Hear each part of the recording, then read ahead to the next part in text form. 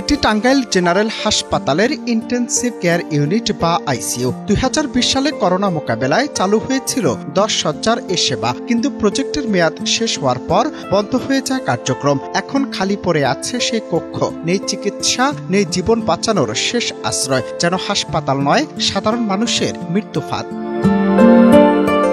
250 শয্যার এ হাসপাতালে প্রতিদিন গড়ে ভর্তি থাকেন প্রায় 200 জন রোগী। বহির্বিভাগে চিকিৎসা নেন আরও 6 থেকে 7 শতাধিক মানুষ।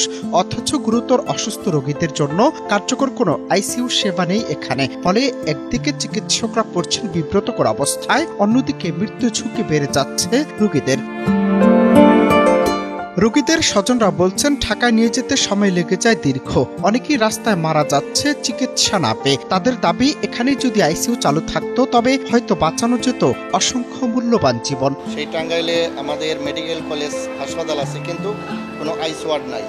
এই আইসিইউ ওয়ার্ডের জন্য আমরা টাঙ্গাইলবাসী যদি কোনো রোগীকে পাঠাতে হয় তাহলে শুধু সেই ঢাকাতে যেতে হয়। সেই ঢাকাতে যাওয়া পথে কারো মৃত্যু হয়, কেউ বা ফেরত আসে। সেই জন্য আমার সরকারের কাছে আকুল আবেদন, যেন সরকার অলরেডি মেডিকেল হাসপাতালে আনুষঙ্গিক সরঞ্জামাদি যা আইসিইউ ওয়ার্ডের জন্য সব কিছুই আছে, দক্ষ জনবলের অভাবে সেটা পুরা হচ্ছে না। এই জন্য সরকারের কাছে আবেদন যেন অতি সত্বর টাঙ্গাইল মেডিকেল হাসপাতালে একটা আইসিইউ ওয়ার্ডের ব্যবস্থা করা হয়। এখানে যে আইসিইউটা ছিল করোনার মধ্যে চালু ছিল, এই আইসিইউটা বন্ধ হয়ে গেছে ডাক্তারের অভাবে। সরঞ্জাম থাকাকালীনও মনে করেন আমরা এই সেবাটা পাইতেছি না। আমাদের এখান থেকে ঢাকা রিফার করতে হতে দেখা যায় আমাদের রুগীটা মারা যায়। তো এই জায়গায় আইসিইউ নাই, সেই কারণে আমাদের রুগী ঢাকা নিয়ে যেতে হয়। তো অনেক সময় দেখা যায় যে টাকার কারণে কিংবা সময়ের কারণে রুগী মারা যায়।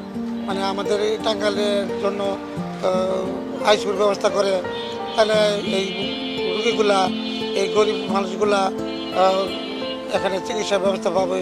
সরকারের কাছে আমাদের এই আকুল আবেদন। মেডিকেল কলেজ আসছে, একটা 250 শয্যা বিশিষ্ট জেনারেল হাসপাতাল আছে।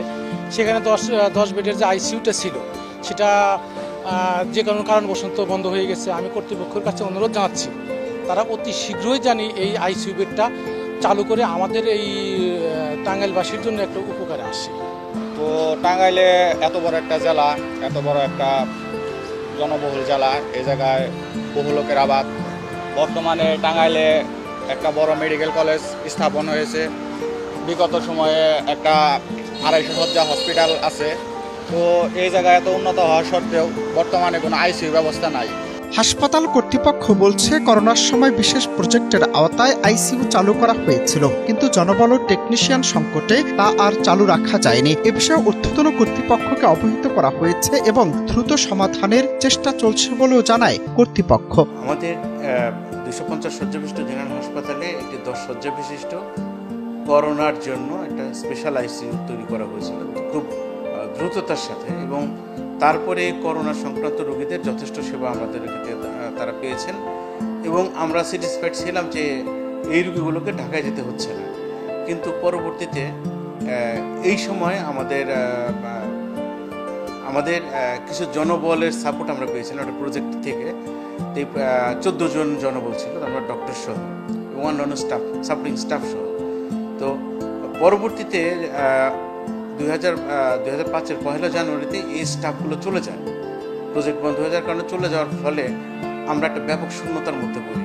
বিশেষ করে সাপোর্টিং স্টাফ তো এমনি কম, বিশেষ করে আমাদের কনসালটেন্ট মেডিসিন এবং রিলেটেড অন্যান্য ডক্টর আমাদের এখানে নাই। ফলে এমনি জনবলের স্বল্পতা, তারপরে ডক্টরের স্বল্পতা, এইসব কারণে আমাদের